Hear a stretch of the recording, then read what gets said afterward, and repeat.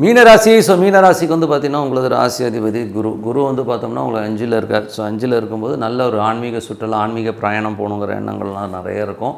தொழில் ரீதியான விஷயங்களில் கொஞ்சம் கேர்ஃபுல்லாக இருக்கணும். ஏதாவது இன்வெஸ்ட்மெண்ட் பண்ணி ஏதாவது தொழில் பண்ணிங்கன்னா கொஞ்சம் கேர்ஃபுல்லாக இருக்கிறது ரொம்ப ரொம்ப அவசியம். 2 மற்றும் 9ஆம் அதிபதி செவ்வாய் ஆட்சி பலத்தோடு இருக்கும்போது வீட்டில் பேசும்போது கொஞ்சம் கவனமாக பேசுங்க. ஏதாவது இடவடமாக பேசி அதனால் ஒரு மன உளைச்சலோ டென்ஷனோ வரதுக்கான வாய்ப்புகள் இருக்கணும். ரொம்ப கவனமாக இருக்கணும். 3 8ஆம் அதிபதியான சுக்கிரன் வந்து 8ல் ஆட்சி பலத்தோடு இருக்கும்போது கொஞ்சம் இந்த செக் இஷ்யூ பண்ணுறது, லோன் சம்மந்தமான விஷயங்கள், அக்ரிமெண்ட்டு, டாக்குமெண்டேஷன், இளைய சகோதரர் சம்மந்தமான விஷயங்கள் இதெல்லாம் கொஞ்சம் கேர்ஃபுல்லாக இருக்கணும். சில நேரங்களில் வந்து கற்பனையிலே வந்து நம்ம சில விஷயங்களை வந்து கோட்டை விட்டுருவோம். சில கற்பனையிலே வந்து இப்படி ஆகிடுமோ அப்படின்னு பயந்துருவோம். ஸோ அந்த மாதிரி விஷயங்களும் கொஞ்சம் கேர்ஃபுல்லாக இருந்துக்குங்க.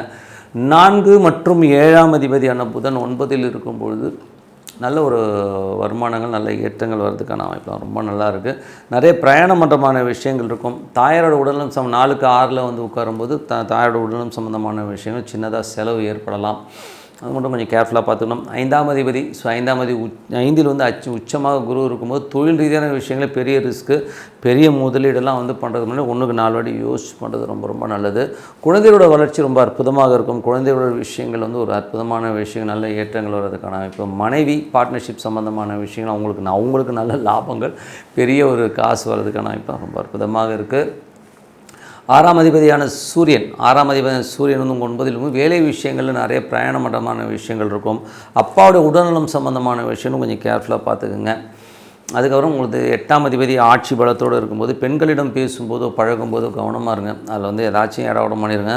அதுக்கப்புறம் ஐயோ என்னடா அது இப்படி ஆகி போச்சுங்கிற மாதிரி ஃபீலை உருவாக்கும். அதே மாதிரி கற்பனைகள் இப்படி ஆகிடுமோ அப்படி ஆகிடுமோ சொல்லிட்டு கற்பனையிலே வந்து மன உளைச்சல் ஆகிறதுக்கான வாய்ப்புகள் இருக்கிறனால கொஞ்சம் கவனமாக இருக்கும். அதுவும் பெண்கள், குறிப்பாக பெண்கள் வந்து இந்த கற்பனையிலே வந்து ஒரு ஸ்ட்ரெஸ் ஆவீங்க. அதை மட்டும் அவாய்ட் பண்ணிக்கிங்க. அதுக்கப்புறம் பார்க்கும்போது உங்களுடைய 11ஆம் அதிபதி 11ஆம் அதிபதியான சனி வந்து 12ல் இருக்கும்போது கொஞ்சம் பெரிய லாபத்துக்காக அலைச்சல்கள், ஏதாச்சும் பண்ணணும், அதை பண்ணணும், இதை பண்ணணும்னு சொல்லிட்டு ஒரு மன உளைச்சல் இருக்கும். மனசுக்கு இருக்கிற வேகம் உடலுக்கு இருக்குமானா கண்டிப்பாக இருக்காது. கொஞ்சம் சோர்ந்து போவீங்க. கொஞ்சம் மெடிடேஷன், சாண்டிங் இதெல்லாம் பண்ணிக்கிறது ரொம்ப ரொம்ப நல்லதுங்க. குலதெய்வ வழிபாடு அற்புதமான பலன்களை கண்டிப்பாக கொடுக்குங்க.